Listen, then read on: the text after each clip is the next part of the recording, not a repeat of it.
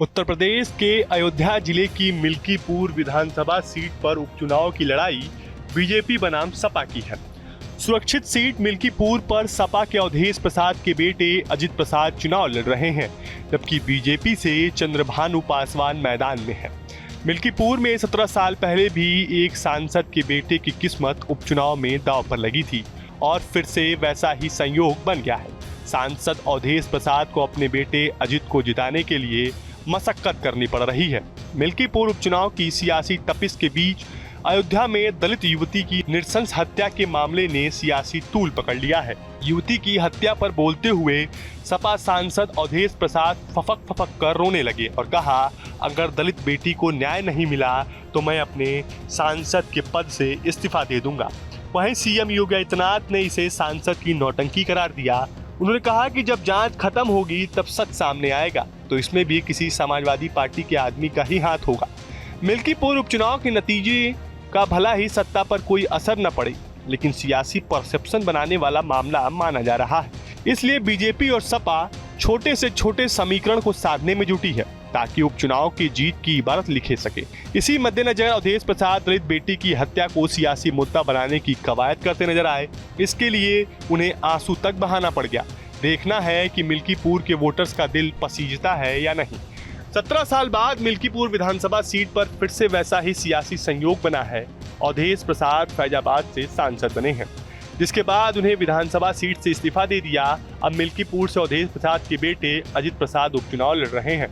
BJP से चंद्रभानु के उतरने से मुकाबला रोचक हो गया है। मित्रसेन यादव के बेटे जब उपचुनाव में नहीं जीत सके और अब अवधेश प्रसाद के लिए अपने बेटे अजित प्रसाद को जिताने का जिम्मा है, जिसके लिए हर एक सियासी दांव चल रहे हैं, लेकिन मुकाबला काफी कड़ा हो गया है। मिल्कीपुर विधानसभा सीट पर करीब 3,80,000 मतदाता हैं। यहाँ का जातीय समीकरण देखें तो सबसे ज्यादा दलित मतदाता है, जिनकी संख्या 1 लाख से भी ज्यादा है। इसमें करीब 70,000 पासी समाज के वोट हैं, वहीं 65,000 यादव मतदाता हैं और 85,000 ब्राह्मण मतदाता हैं, 35,000 मुस्लिम मतदाता हैं, 25,000 ठाकुर, गैर पासी दलित 55,000 हैं, मौर्य 8,000, चौरसिया 15,000, पाल 8,000, वैश्य 12,000 के करीब है। इसके अलावा 30,000 अन्य जातियों के वोट हैं। इस तरह दलित वोटर्स काफी अहम हैं, लेकिन जीत की ताकत यहाँ पर गैर दलित वोटरों के पास है। मिल्कीपुर सीट पर जातीय समीकरण देखें तो सबसे ज्यादा ब्राह्मण मतदाता है। इसके बाद पासी और यादव समाज का वोट है। पासी वोटों के समीकरण को देखते हुए सपा और बीजेपी ने दोनों ही ने पासी समाज से प्रत्याशी उतारे।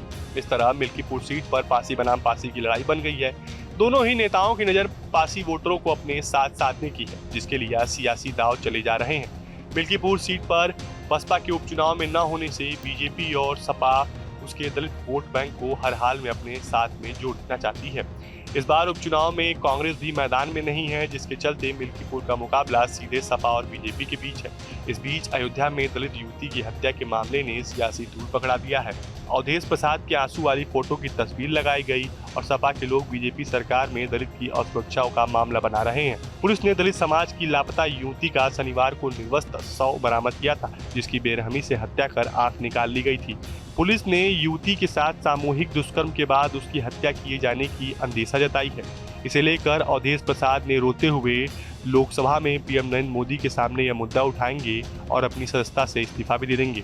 अवधेश प्रसाद के आंसुओं पर बीजेपी कह रही है कि मिल्कीपुर में उनके बेटे चुनाव हार रहे हैं, इसलिए वो नौटंकी कर रहे हैं। अब देखना यह दिलचस्प होगा कि क्या बीजेपी 2022 के 13,000 के आंकड़े को पाट पाएगी या फिर सपा 13,000 के बढ़त को बरकरार रखेगी। फिलहाल आपको हमारा वीडियो कैसा लगा हमें कमेंट बॉक्स में जरूर बताएं। देश और दुनिया की तमाम और यूपी उत्तराखंड की हर छोटी बड़ी खबर के लिए न्यूज स्टेट चैनल को सब्सक्राइब करना ना भूलें।